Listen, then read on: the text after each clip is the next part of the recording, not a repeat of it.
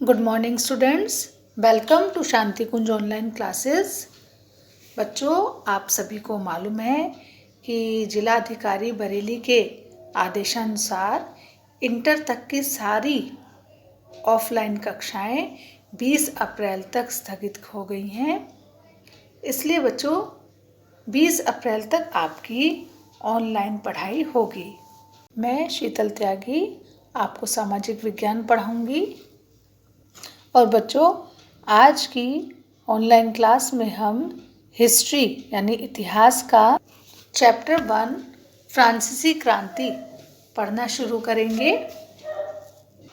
और इस चैप्टर में बच्चों हम पढ़ेंगे 18वीं सदी के उत्तरार्ध में फ्रांसीसी समाज, क्रांति की शुरुआत, फ्रांस में राजतंत्र का उन्मूलन और गणतंत्र की स्थापना, क्या महिलाओं के लिए भी क्रांति हुई, दास प्रथा का उन्मूलन, क्रांति और रोजाना की जिंदगी।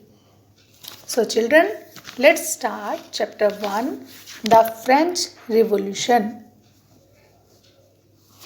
बच्चों, 14 जुलाई 1789 की सुबह पेरिस शहर में आतंक का वातावरण था और सम्राट सेना को नगर में घुसने का आदेश दे चुका था। सम्राट जानते हैं ना, राजा को बोलते हैं।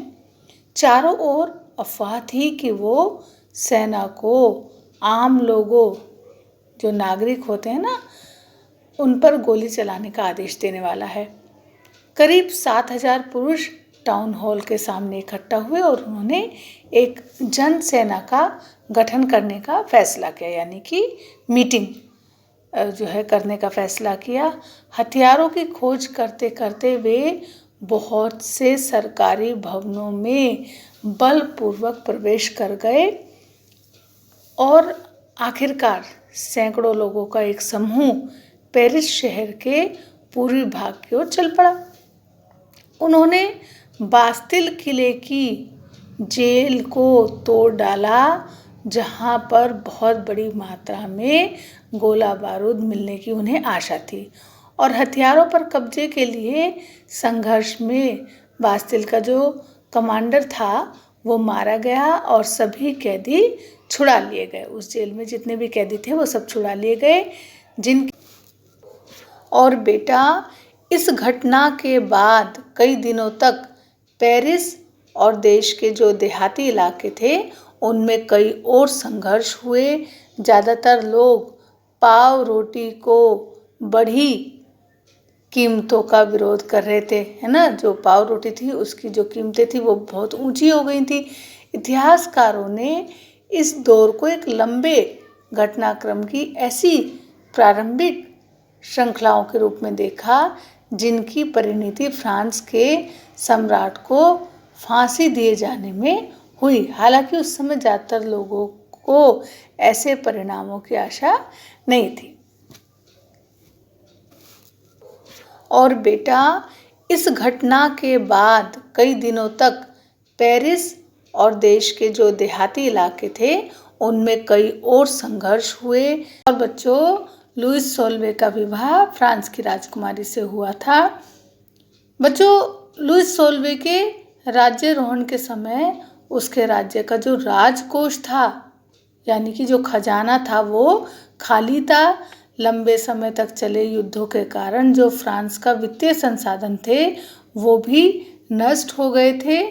और बेटा, लुइस सोल्वे के शासनकाल में फ्रांस ने अमेरिका के 13 उपनिवेशों को साझा शत्रु ब्रिटेन से आज़ाद कराने में मदद की थी। और इस युद्ध के कारण फ्रांस पे बच्चों 10 अरब लिब्रे से भी ज़्यादा का ऋण हो गया था, कर्ज हो गया था, जबकि उस पर पहले से ही 2 अरब लिब्रे का बोझ चढ़ा हुआ था। मतलब कि 2 अरब लिब्रे का तो कर्ज पहले ही था, 10 अरब लिब्रे का और हो गया।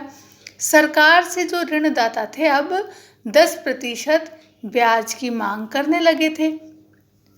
अपने नियमित खर्चों जैसे कि सेना के रखरखाव, राज दरबार और सरकारी कार्यालयों तथा विश्वविद्यालयों को चलाने के लिए फ्रांसीसी सरकार करों में वृद्धि करने को मजबूर हो गई, यानी कि टैक्स बढ़ा दिए गए। पर ये कदम जो था वो भी नाकाफी था।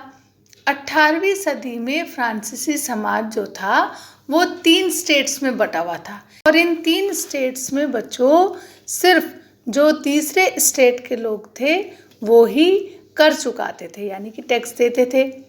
अब बच्चों वो कौन कौन से 3 स्टेट से जिसमें समाज बटा हुआ था, वो सबसे पहला है, प्रथम स्टेट में आते थे विशेष कार्यों को करने वाले व्यक्ति, है ना। और इस वर्ग के जो लोग थे उन्हें जन्म से ही कुछ अधिकार प्राप्त थे। उदाहरण के लिए राज्य को देने वाले करों में उन्हें छूट थी। हालांकि चर्च किसानों से टाइट नामक धार्मिक कर वसूला जाता था, है ना। ये कर कृषि उपज के 10वें भाग के बराबर होता था। चर्च की अपनी सरकार और कर्मचारी थे। उच्च पादरियों का जीवन जो था वो भोग विलास से परिपूर्ण था ना, बहुत ऐशो आराम वाली जिंदगी थी उनकी। और बच्चों द्वितीय स्टेट के अंतर्गत धनी और कुलीन वर्ग के व्यक्ति आते थे जो कि जनता का शोषण करते थे, और इन्हें राज्य को दिए जाने वाला जो टैक्स था उसमें भी छूट मिली हुई थी। और बेटा तृतीय स्टेट में बड़े बड़े व्यवसायी, व्यापारी, अदालती कर्मचारी और वकील आदि आते थे। इस वर्ग से संबंधित लोग जो थे उनके जो विशेष अधिकार थे वो भी सीमित थे, और इन्हें राज्य को सीधे टैक्स देना होता था। तृतीय स्टेट के सभी सदस्यों को टाइद नाम का धार्मिक कर भी देना पड़ता था। ये लोग कुलीनों को राजनीतिक तथा सामाजिक विकास में बाधक मानते थे। बेटा आज हम इतना ही पढ़ेंगे, इससे आगे हम नेक्स्ट क्लास में कंटिन्यू करेंगे। तो चलिए बच्चों फिर मिलते हैं नेक्स्ट क्लास में, तब तक के लिए take care and bye bye.